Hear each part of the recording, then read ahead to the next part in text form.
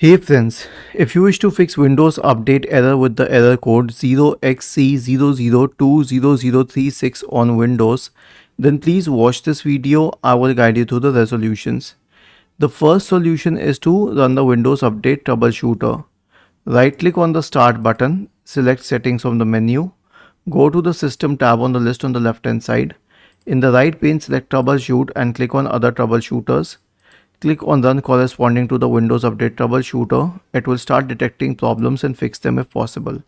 The next solution is to clear the contents of the software distribution and cat root 2 folders. Okay. So we have a script here. All you need to do is, I'll share it with you in the description section of the video. Copy it, search for command prompt in the Windows search bar, click on Run as administrator, paste the script here and hit enter. The last solution is an SFC scan. Search for command prompt in the Windows search bar and click on Run as administrator to open the elevated command prompt window. Type the command sfc /scan now and hit enter to invoke the SFC scan. Was this helpful?